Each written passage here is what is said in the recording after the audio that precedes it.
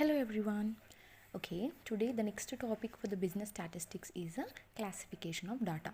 So previously we have done introduction to statistics chapter 1, the concepts which we have dealt with origin and development of statistics, next characteristics, next we have done collection of data. The next topic is classification of data.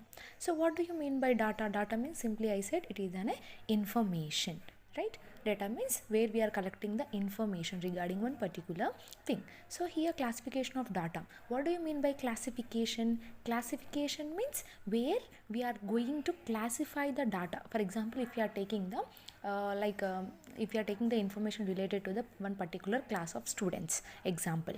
So what happening there? We are going to get the information related to the students, like we are going to classify them.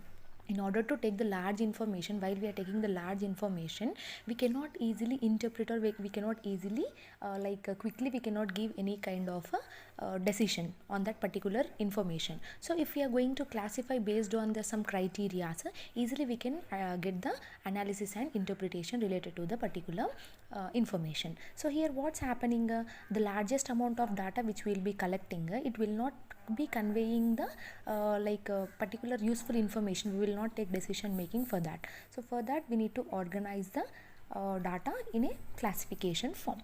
So here based on their some common characteristics,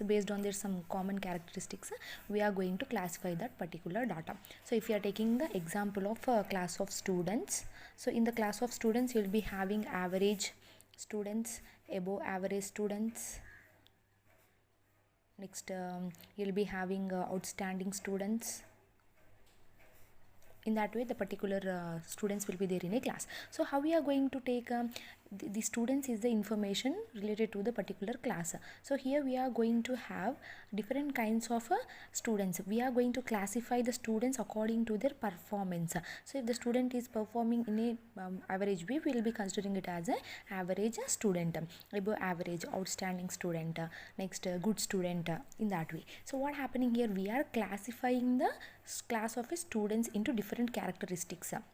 Is it clear? Those are having the common characteristic we are making in one particular classification, that is called as classification of data. Here if we are taking one more example of living things, it can be classified into plants, animals, human beings, right?